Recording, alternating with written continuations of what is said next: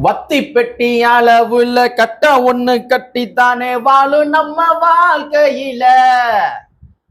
இன்பம் வரும் துன்பம் வரும் காதல் வரும் காணம் வரும் எப்பொழுதும் கவலை இல்ல.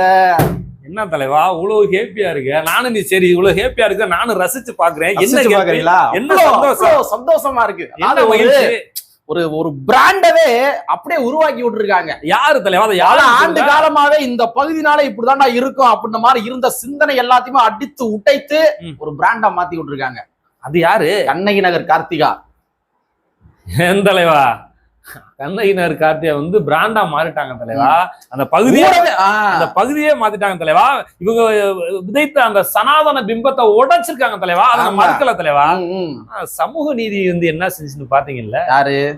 அதாங்க சமூக நீதி ஆச்சு. அது உண்மைதான். பட் இருந்தாலும் அதுக்காக நம்ம சந்தோஷமா இருக்கு. சாதி பாக்குறாங்க பாத்தியா? பாக்குறாங்க. சாதின்றது வந்து எல்லாத்தையும் ஈக்குவலா இருக்கணும் தலைவா. ஆனா ஒருத்தனுக்கு ஒரு மாதிரியும் இன்னொருத்தனுக்கு ஒரு மாதிரியும் என்ன பேசுவோம் அளவுகள்னு தெரியல. என்ன அந்த அளவுகள் எல்லாத்தையுமே புட்டு புட்டு வைக்கிறதா நோட்ஸ் எடுத்து வச்சிருக்கிறோம். ஆமா, டாக்குமெண்ட் நடிப்புல தரவுகள் நடிப்புல எல்லாம் நிறைய பேர் ஒரு உருட்டுவாங்க தினுசா. இப்படி முட்டு கொடுப்பாங்க. அதுக்கு டேட்டாவோட வச்சிருக்கோம். அந்த முட்டெல்லாம் வச்சுக்க அப்படியே நசுக்கிடுவோம். சரிங்களா? நண்பர் அனைவருக்கும் உரிமைக்கான மலைக்காட்சியின் சார்பாக இனிய வணக்கம். நாங்க இப்படி வந்து பார்த்துட்டோம். இனி ஜென்மத்துக்கும் எங்களால குடிய முடியாது. அதனால நாங்க சண்டை போட போறோம். தொடர் உள்ளபடியே கண்ணகி நகர் கார்த்திகா அவர்கள் தங்க பதக்கத்தை வென்றிருக்கின்றார். அதாவது இந்த இந்திய நாட்டுக்கே பெருமை சேர்த்திருக்கின்றார். சாதாரண விடயம் இது தமிழ்நாடு மட்டும் கிடையாது, இந்திய நாட்டுக்கு மட்டும் கிடையாது, ஏன் ஆசிய கண்டமே கண்ணகி நகர் கார்த்திகா என்று சொல்லப்படுகின்ற அந்த பெயரை தற்பொழுது உச்சரித்துக் கொண்டிருக்கின்றார்கள். வேர்ல்டு லெவல்ல வந்து அந்த ஒற்றை அந்த ஆட்டம் இருக்கு இல்லையா, விளையாண்ட அந்த காட்சிகள் வந்து பார்த்தோம்னா 3 நாள் ஆக்கிரமிச்சிருக்கு சோசியல் மீடியாவை. சாதாரண விடயம் கிடையாது. இந்த அரசியல் தலைவர் முதலமைச்சராக ஆக்கிரமிக்க முடியல, சினிமாக்காரங்க யாரும் ஆக்கிரமிக்க முடியல, பெரிய பெரிய நான் அப்படியே எவனுமே ஆக்கிரமிக்க முடியல. கண்ணகி நகர் கார்த்திகா வந்து ஒரு 4 நாள் வந்து ஒட்டுமொத்த சோசியல் மீடியாவும் தன் பக்கம் தன் வலையில் வைத்திருக்காரு. சாதாரண விடயம் கிடையாது. இது ஆசிய கண்டத்தில் நடைபெற்ற இந்த போட்டி. ஆமா, அடுத்து வேர்ல்டு லெவல் நடக்க போற போட்டியில வந்து அத்தனை நபர்களுமே யாரா இந்த கண்ணகி நகர் கார்த்திகா, இவங்க நம்ம எப்படி டிஃபென்ஸ் பண்ண போறோம் அப்படின்ற மாதிரி இந்நேரம் பயிற்சி எடுத்துக்கு இருப்பாங்க. ஆமா, அந்த அளவுக்கு உலக நாடுகளுக்கே ஒரு மிகப்பெரிய ஒரு அச்சுறுத்தலை கொடுத்துள்ளார் கண்ணகி நகர் கார்த்திகா. சரி, நம்ம ஆரம்பத்துல சொன்ன மாதிரி நம்ம திமுக அரசாங்கம் ஒரு ஆப்பை வச்சுட்டாங்கன்னு சொன்னீங்க இல்லையா? அது என்ன ஆப்புன்னு கூட சொல்லிடுவாங்க. அதாவது ஆப்லாம் ஒண்ணும் கிடையாது.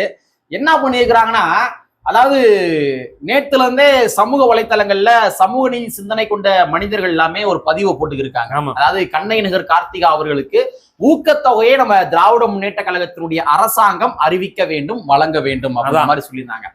அதுலயும் குறிப்பா எதை மேற்கோள் காட்டியிருந்தாங்க அப்படின்னு பார்த்தோம்னா, குகேஷ் என்று சொல்லப்படுகின்ற ஒரு செஸ் வீரர். அவருக்கு என்ன பண்ணியிருந்தாங்கன்னா, நம்ம திராவிட முன்னேற்ற கழகத்தினுடைய அரசாங்கம் 5 கோடி ரூபாய் வந்து நிதி வழங்கியிருந்தாங்க, ஊக்கத்தொகை. 5 கோடி 5 கோடி, 1 கிடையாது 2 கிடையாது, 5 கோடி. 5 கோடிக்கு எத்தனை சைவர்கள் நமக்கு எல்லாம் தெரியாது தலைவா. 5 கோடி அரிசினாங்க. சோ அதனால நம்ம மக்கள் எல்லாருமே ஜனநாயக சிந்தனை கொண்ட மனிதர்கள் எல்லாமே நம்ம கார்த்திகா அவர்களுக்கும் 5 கோடி ரூபாய் நிதி வழங்கணும் அப்படின்ற மாதிரி ஒரு டிமாண்ட வச்சிருந்தாங்க.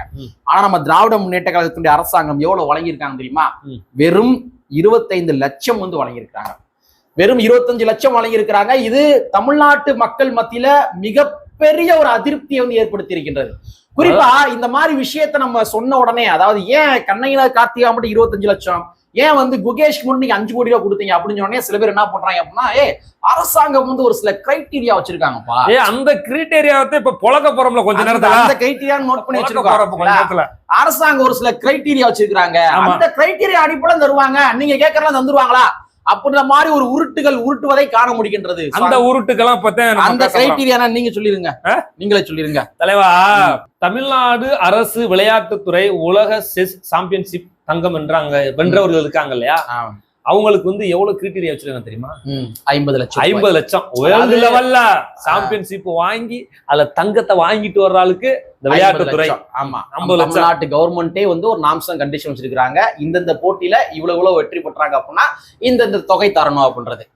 வேர்ல்டு சாம்பியன்ஷிப்ல போட்டி போட்டு வெற்றி பெற்றாங்கன்னா அவங்களுக்கு 50 லட்சம். இது புரிஞ்சுங்களா? இதுல வந்து ஒரு தமிழ்நாட்டை சேர்ந்த செஸ் அப்படின்ற ஒரு விளையாட்டு வீரர் வந்து குகேஷ் என்பவர் வந்து வெற்றி பெற்று வருகிறார், தங்கத்தை பெறுகிறார். ஆனா அவளுக்கு கொடுக்க வேண்டிய நாம்ஸ் எவ்வளவு?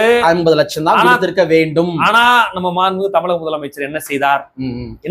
5 கோடியாக உயர்த்தி கொடுத்தார். எத்தனை மடங்கு? 10 மடங்கு உயர்த்தி கொடுத்திருக்கிறாரு. இது வந்து நாம்ஸ் அண்ட் கண்டிஷன் படி குகேஷுக்கு வெறும் 50 லட்சம் மட்டும்தான் கொடுத்திருக்க வேண்டும். ஆனா ஒரு திறமைக்கு வந்து அவங்க அங்கீகரிச்சிருக்காங்க, ஒன்னும் தப்பு கிடையாது, தப்பு இல்ல. குகேஷ் கொடுத்தது வாழ்த்துக்கள். அவங்க 10 மடங்கு உயர்த்தி 5 கோடியாக நீங்க கொடுத்திருக்கிறீங்க. அப்ப ஆசிய இளையோர் விளையாட்டு போட்டியில போட்டி போட்டு வெற்றி பெற்றாங்க அப்படின்னா நம்ம தமிழ்நாட்டு அரசாங்கத்தினுடைய நாம்ஸ் அண்ட் கண்டிஷன் படி 15 லட்சம் தான் வழங்க வேண்டும். அப்ப கார்த்திகாவுக்கும் நீங்க 15 லட்சத்தை 10 மடங்கு உயர்த்தி எவ்வளவு கொடுத்திருக்கணும்? 1.5 கோடி ரூபாய் கொடுக்கணும். 1.5 கோடி ரூபாய் கொடுத்திருக்கணும். நீங்க ஒரு நாம்ஸ் வச்சிருக்கீங்க, வேர்ல்டு லெவல்ல ஒரு சாம்பியன்ஷிப் பெற்று தங்க வாங்கணும்னா 50 லட்சம் கொடுக்கணும் ஒரு நாம்ஸ் வச்சிருக்கீங்க. அதை எப்படி 10 மடங்கா உயர்த்தி 5 கோடியா கொடுத்தீங்க? இதே மாதிரி வந்து நீங்க ஏசியா லெவல்ல விளையாடக்கூடிய அந்த போட்டியாளருக்கு தங்க வாங்கினா 15 லட்சம் கிரிட்டீரியா வச்சிருக்கீங்கல்ல, அப்ப அந்த 15 லட்சத்தை 10 மடங்கா பிறகு 1.5 கோடி கொடுத்துருக்கலாம்ல? இதுதான் கரெக்டான விஷயம். அதை விட இன்னொன்னு, இது வந்து பார்த்தோம்னா யாரு இன்னைக்கு வந்து எவ்வளவு டிஸ்கிரிமினேஷன் தான் நீங்க பண்ணிருக்கீங்க. இதுல மிகப்பெரிய இன்னொரு விஷயம், திமுக அரசாங்கம் வந்து ஒரு மிகப்பெரிய ஒரு விஷயத்துல மாட்டிக்கிட்டாங்க. ஏன்னா இன்னைக்கு நிறைய பேர் என்ன பண்றாங்கன்னா உருட்டு வந்து உருட்டுறாங்க. என்ன உருட்டுனா, எப்பா அது வந்து வேர்ல்டு சாம்பியன்ஷிப்பா, யார் குகேஷ் போட்டி போட்டது வந்து வேர்ல்டு சாம்பியன்ஷிப் தான். நம்ம கார்த்திகா அவர்கள் போட்டி போட்டது பார்த்தோம்னா வெறும் ஆசியா இளையோர் விளையாட்டு போட்டிகள்ப்பா. அதனால வந்து கார்த்திகாவுக்கு வந்து அவன் திமுக அரசாங்கம் வந்து அப்படியே கிள்ளி கொடுக்குற மாதிரி 15 லட்சம் கொடுக்க வேண்டிய இடத்துல 25 லட்சம் கொடுத்துருக்காங்க, பெருமையா வாங்கிட்டு போங்களே அப்படின்ற மாதிரி ஊட்டுறாங்க. இந்த இடத்துலதான் திமுக காரங்க நல்லாவே மாட்டிக்கிட்டாங்க. ஒரு உதாரணத்தை நம்ம சொல்லிடுவோம். அதாவது குகேஷ் வந்து என்ன பண்றாரு, செஸ் சாம்பியன்ஷிப்ல போட்டி போட்டு வேர்ல்டு சாம்பியன்ஷிப்ல போட்டி போட்டு அவர் என்ன பண்றாரு, 5 கோடி ரூபாய் பரிசு வாங்குறாரு. ஆனா அவருக்கு எவ்வளவு கொடுத்திருக்கணும்? 50 லட்சம் கொடுத்திருக்கணும். அதாவது அவங்க வச்சிருக்க நாம்ஸ், நீங்க வச்சிருக்க நாம்ஸ், அதான் சொல்றேன். ஆமா, அந்த குகேஷுக்கு அப்புறம் அதே வேர்ல்டு சாம்பியன்ஷிப் போட்டியில கேரம் போர்டு பிரிவு இருக்கு இல்லையா, அந்த கேரம் போர்டு பிரிவுல ஒரு ஆட்டோ டிரைவருடைய மகள் காசிமா என்று சொல்லப்படுகின்ற ஒரு தங்கை என்ன பண்றாங்க, தங்க அடிக்கிறாங்க. அப்ப 5 கோடி கொடுத்துருக்கணும்ல. நீங்க என்ன பண்ணிருக்கணும்? அதுவும் வேர்ல்டு சாம்பியன்ஷிப், இதுவும் வேர்ல்டு சாம்பியன்ஷிப். அப்ப நீங்க என்ன பண்ணிருக்கணும்? குகேஷ்க்கு நீங்க 5 கோடி ரூபாய் கொடுத்த மாதிரி இங்க காசிமா அவர்களுக்குமே நீங்க 5 கோடி ரூபாய் வழங்கி இருக்க வேண்டும். ஆனா காசிமா அவர்கள் எவ்வளவு கொடுத்தீங்க? 1 கோடி ரூபாய் கொடுத்தீங்க. இதுதான் டிஸ்கிரிமினேஷன். அப்ப வந்து மறைமுக டிஸ்கிரிமினேஷன் சரிவா? கண்டிப்பா வந்து பார்த்தோம்னா நீங்க என்ன அப்படின்னு பார்த்தோம்னா இந்துக்களே பிற்படுத்தப்பட்ட இடைநிலை சாதிக்காரங்களுக்கு ஒரு சப்போர்ட் பண்றீங்க, சிறுபான்மை மக்களையும் எப்படி பண்றீங்க, அதுவும் ஒரு பட்டியல் சாதியும் ஒன்னா வச்சிருக்கீங்க. இதுல தான் புரிஞ்சுக்க முடியுது. காசிமாவுக்கு நீங்க 5 கோடி கொடுத்துருக்கணும்ல வேர்ல்டு சாம்பியன்ஸ், ஏன் நீ அந்த பக்கம் ஏசு கொடுத்தது ரைட்டு இல்லையே நாங்க சொல்லல. ஆனா அதையே நீங்க வந்து காசிமாவுக்கு நீங்க செய்யல. ஆனா நீங்க இஸ்லாமியர்ல சட்டமன்ற உறுப்பினர் இருக்கிறாங்க, ஜனநாயகவாதிகள் இருக்காங்க, தலைவர்கள் இருக்கிறாங்க, யாருமே அந்த கேள்வி கேட்கல. ஆனா நம்ம கேட்பவில்லை. நம்ம கேட்போம் தலைவா, நம்ம கேட்போம். அப்ப காசிமா செஞ்ச காரணம் என்ன? பிஜேபி உள்ள வரக்கூடாதுன்னு சொல்றீங்களே, அப்ப காசிமாவுக்கு நீங்க RSS பிஜேபி செய்யறதானே நீங்களும் செஞ்சிருக்கீங்க. ஏன் டிஸ்கிரிமினேஷன் பாத்திருக்கீங்களா? ஆமா. சரி, நான் என்ன கேட்கிறேன் அப்படின்னா, சரி காசிமாவுக்கு இஸ்லாமிய மக்கள் யாரும் கேட்கல, எம்எல்ஏ எம்பிக்கள் கேட்கல, ரைட்டு. நான் என்ன கேட்கிறேன் அப்படின்னா, கார்த்திகா அவர்கள் யார்? ஒரு பட்டியல் சமுதாயத்தை சார்ந்த ஒரு பெண்ணு. 46 எம்எல்ஏக்கள் இருக்கிறீங்க, சட்டமன்ற உறுப்பினர்கள் 46 எம்எல்ஏக்கள் இருக்கீங்க. 46 எம்எல்ஏக்கள் ஏன் கேட்கல? ஏன் வந்து இந்த வேரியன்ஸ்? ஏன் குகேஷ் இத என்னன்னு பாருங்க, மூடிக்கிறீங்களா? தலைவா வாயை திறந்தா பிஜேபி வந்து தலைவா, நீங்க வேற டென்ஷன் ஆக்காதீங்க. 46 எம்எல்ஏக்கள் இருக்காங்க. 46 எம்எல்ஏக்கள் குகேஷ்க்கு மட்டும் நீங்க ஏன்பா 10 மடங்கு உயர்த்தி நீங்க 5 கோடி ரூபாய் கொடுத்தீங்க? அப்ப கார்த்திகா அவர்களுக்கு நீங்க 10 மடங்கு உயர்த்தி நீங்க என்ன பண்ணி இருந்திருக்க வேண்டும்? 1.5 கோடி கொடுத்திருக்க வேண்டும். ஆமா, அப்படின்ற பேசியிருக்கணுங்க. நான் அதைத்தான் சொன்னேன், வாயை திறந்தா பிஜேபி வந்துருவாங்க, இவங்கிட்ட போய் என்னத்தை கேக்குறீங்க? இப்ப இந்த அளவுக்கு ஏன் டிஸ்கிரிமினேஷன் இவங்க பாக்குறாங்க அப்படின்றது தெரியல. ஏன்னா எனக்கு இன்னொரு பார்வை இருக்கு. என்ன பார்வை அப்படின்னா, இப்ப கண்ணகி நகர் என்று சொல்லப்படுகின்ற அந்த பகுதி இருக்கு இல்லையா, அந்த பகுதியில கபடி போட்டியில விளையாண்டு கொண்டிருக்கின்ற அங்க இருக்கிற போட்டியாளர்கள், அங்க இருக்கிற ஒரு வீராங்கனைகள் எல்லாமே ஒரு ஆகச்சிறந்த ஒரு மனிதர்கள், ஆகச்சிறந்த ஒரு திறமைசாலிகள். அவங்க கண்ணகி நகர்ல இருக்கிற நிலங்களையே அவங்களே வந்து பதப்படுத்தி அதுலயே அவங்க என்ன பண்றாங்கன்னா போட்டி அவங்களே வந்து ஒரு ட்ரைனிங் பிராக்டிஸ் அவங்க பண்றாங்க. இப்ப இந்த அரசாங்கம் என்ன பண்றாங்க, ஒரு அதிகபட்சமாக நிதியை குடிக்கின்ற பொழுது அந்த கண்ணகி நகர் பகுதி மேற்கொண்டு டெவலப்மெண்ட் ஆகும். அங்க இருக்க நிறைய திறமைசாலிகள் இன்னும் மேற்கொண்டு வரக்கூடும்.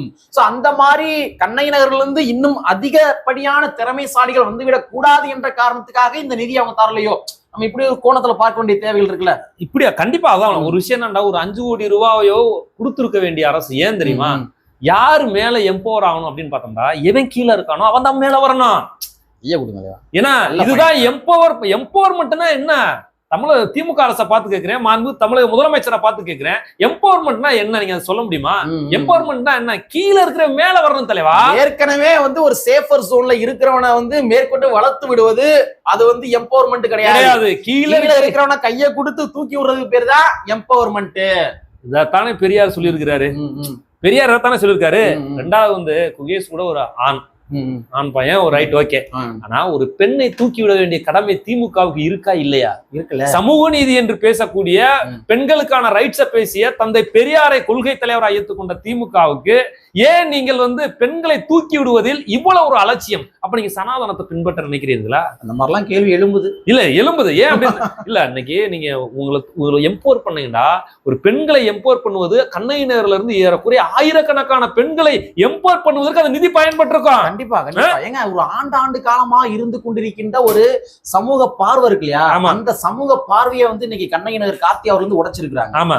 அதாவது ஒரு மாந்தர் சமுதாயம், இந்த மாந்தர் சமுதாயத்திற்கு இது வராது, இது அவன் செய்யக்கூடாது அப்படின்ற மாதிரி திட்டமிட்டே அடக்கி ஒடுக்கி வைத்திருந்தார்கள் இங்க இருக்க சனாதனவாதிகள். ஆனா அது எல்லாத்தையுமே அடித்து உடைத்து இயல்பாவே எங்களுக்கு திறமை இருக்குடா, எப்படி இயல்பாவே எங்களுக்கு திறமை இருக்குடா அப்படின்றது ஒவ்வொரு முறையும் ப்ரூவ் செய்து கொண்டிருக்கின்றார்கள் இங்க இருக்கிற திறமைசாலிகள். நம்ம இங்க இளையராஜாவை தொட்டு, இளையராஜாவில இருந்து இன்றைக்கு இருக்க கண்ணகி நகர் கார்த்திகா வரைக்கும் இங்க அத்தனை மனிதர்களுமே திறமைசாலிகள். தன்னுடைய திறமையின் மூலமாக அடக்கி உடைக்கி வைத்திருந்த இந்த சனாதன சிந்தனையை அடித்து உடைத்திருக்கின்றார்கள். நீங்க செய்ய வேண்டிய அவங்களே வாலண்டியர் செஞ்சிருக்காங்க.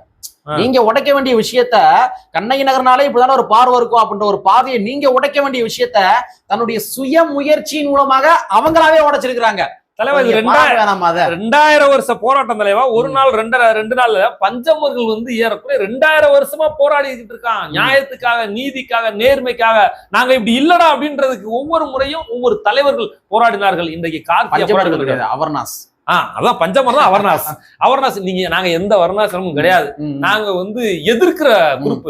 நீங்க சொல்ற எந்த சனாதனத்தை நாங்க ஏத்துக்கிற மாட்டோம்னு சொல்றவன் இன்ன வரைக்கும் போராடிக்கிட்டு இருக்கான். அப்படித்தான் கார்த்தி அன்னைக்கு போராடி இன்றைக்கு இந்தியாவை தாண்டி உலகம் முழுவதும் யாருப்பா அந்த கார்த்தியா தேடுகின்ற நிலையை உருவாக்கி இருக்காரு என்றால், அடுத்த வேர்ல்டு சாம்பியன்ஷிப் போட்டிலாம் நேரம் தயாராகி இருப்பாங்க. ஆரம்பத்துல கண்ணகி நகர் கார்த்திகான்னு சொல்லி யாரோ ஒரு பொண்ணு இருக்கான்ப்பா, சென்னையில, இந்திய நாட்டுல, தென்கோடியில, இது சென்னையில, அதுலயும் கண்ணகி நகர் என்று சொல்லப்படுகின்ற அந்த ஏரியால, அந்த பிளாக் நம்பர்ல கண்ணகி நகர் கார்த்தியா ஒரு லேடி இருக்காங்க, ஒரு பொண்ணு இருக்குது. அந்த பொண்ணு நம்ம எப்படி டிஃபென்ஸ் பண்ண போறோம்னு தெரியல அப்படின்னு சொல்லி இன்னைக்கு இந்நேரம் இந்த உலகத்துல இருக்கிற அத்தனை கபடி சாம்பியனா இருந்து கொண்டிருக்கிற நபர்கள் எல்லாமே யோசிச்சுட்டு இருப்பாங்க.